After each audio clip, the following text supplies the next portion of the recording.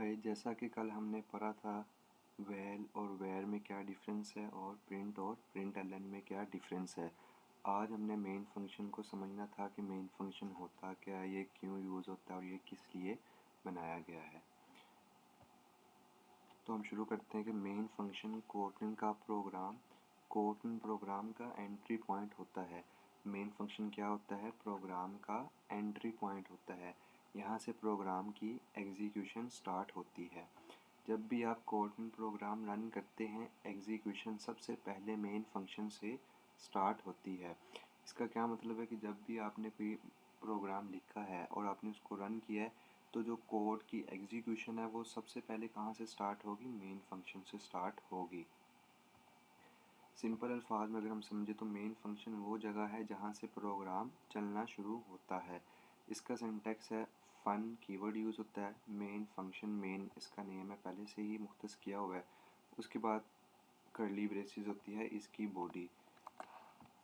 Fun keyword होता है, उसके बाद नेम है मेन, उसके बाद पैरेंथेसिस है और इसकी बॉडी है मेन फंक्शन की, कर्ली ब्रेसेस से डिफाइन की गई है। मतलब ये यहाँ से लेके यहाँ तक इसकी बॉडी है और इसके अंदर ही सारा कोड एग्जीक्यूट होगा। हम इसको वरी भी कर सकते हैं।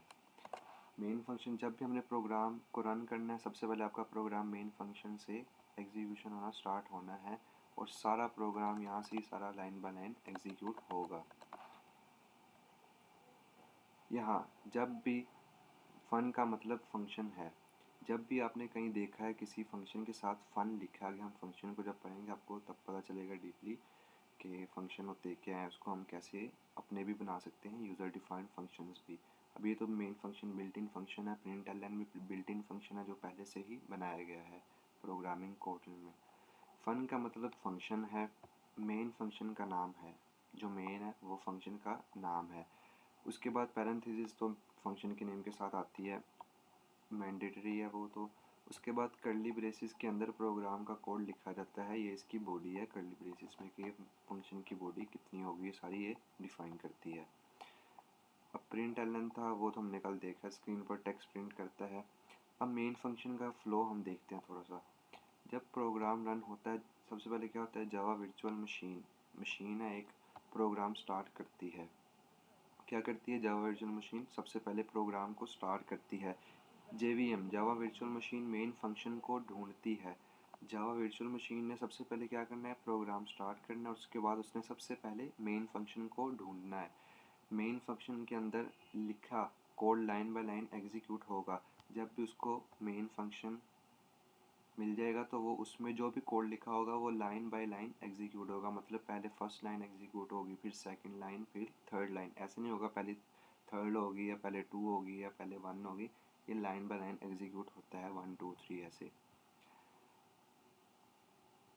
जब मेन फंक्शन ख़त्म होता है, अब मेन फंक्शन एंड हो गया, मेन फंक्शन के कोड लिखा था बॉडी में, लास्ट लाइन थी, तो क्या होता है? प्रोग्राम भी एंड हो जाता है। इसका क्या मतलब हुआ कि जितना भी प्रोग्राम का एग्जीक्यूशन है वो मेन फंक्शन के अंदर ही होता है। मेन फंक्शन से बाहर हमने, जैसे ये मेन फंक्शन की ये बॉडी है, इससे बाहर हमने जो भी लिखा है वो एग्जीक्यूट नहीं होगा।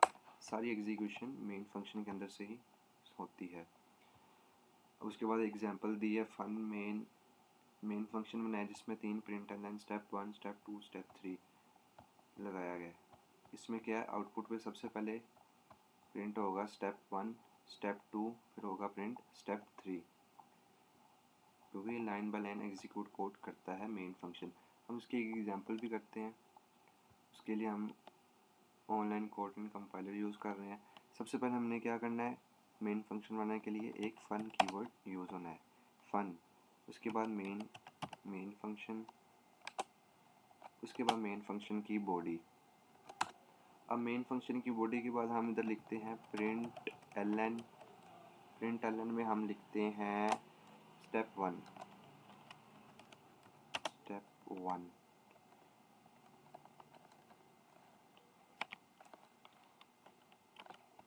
उसके बाद अगेन हम प्रिंट एलन में लिखते हैं स्टेप 2। जब हमने स्टेप 2 लिखा, लिख दिया स्टेप 2। अब हम देखते हैं स्टेप 3 लिखते हैं इधर प्रिंट एलन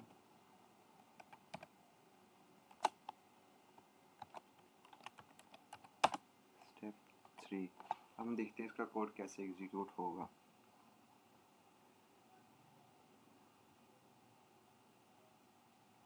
जैसे हमने प्रोग्राम रन किया है, सबसे पहले JVM ने प्रोग्राम को स्टार्ट किया है। JVM ने सबसे पहले मेन फंक्शन को ढूंढा है।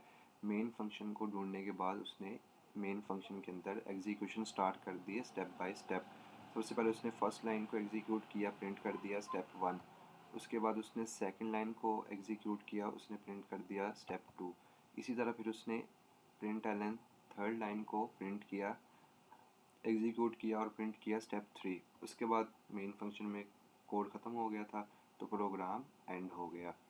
और जो भी हम मेन फंक्शन के बाहर लिखेंगे कोड, वो एग्जीक्यूट नहीं होगा। जैसे हमने मेन फंक्शन के बाद हम एक अपना फंक्शन बनाते हैं माई फंक्शन, या हम आगे डीपली भी समझेंगे, अभी हम वैसे ही करके देख रहे हैं इसको आपको समझाने के लिए कि माई फंक्शन लिखा है, ठीक है। उसके बाद इधर मैंने प्रिंट किया है प्रिंट ln हेलो।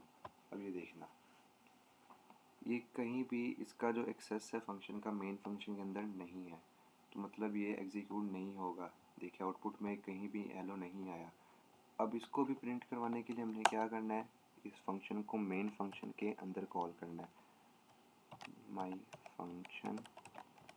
तो अब ये एग्जीक्यूट हो जाएगा क्योंकि अब ये मेन फंक्शन के अंदर आ गया। हमने अपना एक फ़ंक्शन बना लिया, उसको कॉल कर दिया मेन फंक्शन के अंदर। ये हम आगे डीपली समझेंगे, अभी आपने इस चीज़ से परेशान नहीं होना।